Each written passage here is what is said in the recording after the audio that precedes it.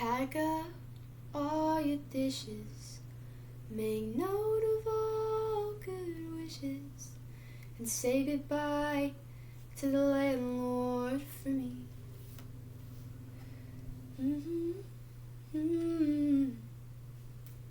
The kissing, his tongue darting in my mouth. Maybe that was the most important. With so little time left, every moment is memorable and questionable. His mouth might have been the most antiseptic place in that hospital. Certainly it was the most welcoming, greedily reaching for every life-giving possibility he could get. Death was not without pride. It was just greedy. The Kiss and the Dying by Seal Mueller. In the end, death took my Alvy. And so now I find myself writing an etiquette list for those who may be dying soon and for those of you who are left. Here, I've written it down on this paper for you. I'm going to tell you what I've written, but keep this handy. Everyone keeps telling me, people all die, we all die. That, by the way, is tip number 1. For those who want to offer condolences, reminding the survivor that we all die is not comfort. Tip number 2. When attempting to climb into the hospital bed and it starts to creak and you start thinking about how expensive they are and you start worrying about breaking the damn thing, just do it. There will never be another place to hold each other again. When designing those beds, someone should think about that. A tip for the dying: never mind the bed. The hospital's not a place to rest. The staff is there to work around the clock. Blood technicians will wake you at 6 a.m.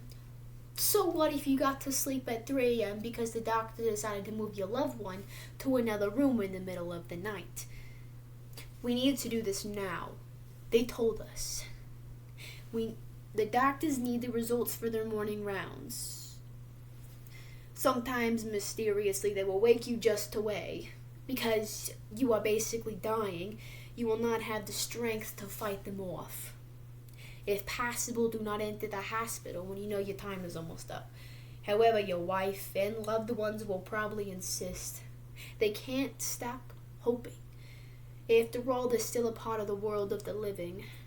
Continued belief in the practice of medicine could be considered irrational at this point. Everyone gets a little crazy when time is running out. And when I brought Alvy to the emergency room for the final time, he was pissed. No, I don't want to go back to the hospital. But Alvy, you are sick. Something is wrong. We have to go. I'm dying. In my panic, I prevailed. Once there, the young doctor starts to ask the usual questions. And as usual, she shouts, "Do you know where you are? Do you know what year it is?" I'm sick, not deaf. Do you know why you're here? She got scared. Tip number 3. Remind the personnel that you are a human being whenever possible. Alvy, do you know why you're here? Yeah, she got scared and now I'm in the hospital. Do you know what month it is? Yeah, it's August. He was right. It was August and I got scared. But an hour later, his answer changed. It's June. We were starting to lose time. This was not good. Tip 4. This is a combo tip for both the survivor and the dying. When you see the Transamerica building out the hospital window at 2 a.m. and Alvy says, "Look, there's the Eiffel Tower," just go with it. That trip to France that you never got to take together, well, this is probably as close as you'll ever get. You should get your affairs in order. That's what the doctors are always saying on television. In real life, they never say this. But when Dr. Z told me that Alvy would never get a liver transplant because too many 20-year-olds with genetic problems needed them more, he also said medicine is not a science. It's an unperfected art. Well, then perhaps there would be a miracle. 5. When words start to fail, you may be tempted to sing. Be careful what music you choose. You might never be able to listen to it again. I chose an old Guy Clark song, the one that had been with us since we met in 1982. Albie had recorded it for a film called Hot Worn Highways, and I just always loved that tune. Pack up all your dishes. Someday we were gonna get out of the city, because I've been down the road in a cloud of smoke. Albie, Seal, we have good news. Back to what is it? The blood work came back and his ammonia levels have dropped from 135 to 40. The normal level is 25. Yes, soon his mind will clear and then you and Albie can decide if he wants to take aggressive treatment. I like this doctor. He fit right into rule number 3. Respects his patient as a human being. It is, after all, Albie's life, and he gets to make the decisions. Albie was transferred to a skilled nursing facility. He didn't want aggressive treatment, and later I'm told that is mostly to make him comfortable. It turns out that just means nursing home. And no more life-saving treatment will be offered. He will either get better on his own, or he won't.